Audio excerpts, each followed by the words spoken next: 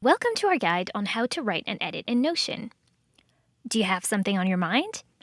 All you have to do is create a new page and start typing. Notion is a sophisticated writing tool, one where you can easily add and organize different types of content. Not just text, but also headers, bullets, quotes, images, videos, and more. We call these different types of content blocks. Let's start with plain text and how to format it.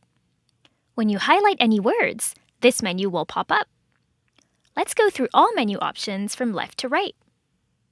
You can turn your text into different types of blocks, like headings, a subpage within your page, a to-do list, a toggle list, a code snippet, a quote, or a call-out box.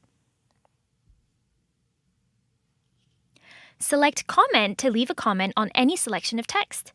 If these comments are addressed to a specific team member, you can mention their name like this. Next, you have bold and italics, which you can apply to your text with standard shortcuts, Command-B for bold and Command-I for italics. Then you have the Strikethrough and Codenotation options. Shortcuts for those are Command-Shift-S and Command-E respectively. Turn any text into a hyperlink by clicking on Link and copy-pasting the URL you'd like to link to. You can also paste a URL over any piece of text to turn it into a link. Pick your preferred text color from this list, or text background color.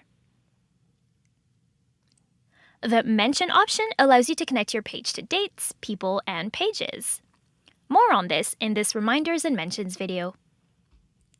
Another thing, if you type the / command on your keyboard, this will bring up the full menu of block options.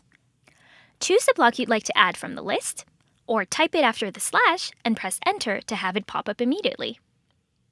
For more info on all the different types of blocks, check out our video titled /commands.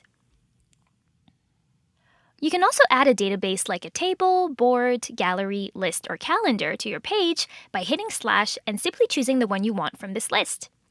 Similarly, you can type something like gallery and select it here.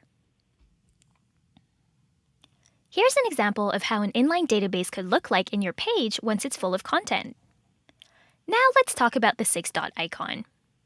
When you hover over any block with your cursor, you'll see that icon appear. Click it to get the following options: delete it, duplicate it within a page, turn it into a different type of block, copy the anchor link to this particular block, or move it to another page. The comment and color options can also be found here. If you go to the very top right of your page, you'll see a 3-dot icon with even more formatting options. These affect the entire page. Click on it to customize typography, text size, and page width. Let's end this video with another core feature in Notion, drag and drop, which allows you to easily move your blocks around the page. To do this, place your mouse over your block, click on the 6-dot icon, and use it as a handle to drag it around. Release your finger when you find the right location to drop your block. You can use the blue lines to find your bearings. Another thing you can achieve with drag and drop is columns. See these two blocks of text? Say you want to display them next to each other. You can select one of the blocks, click on the 6-dot icon, and drag it here. Voila!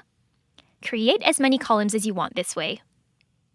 This video went through the main features you will be using when writing and editing a Notion page. Now, you can capture any idea and rearrange later.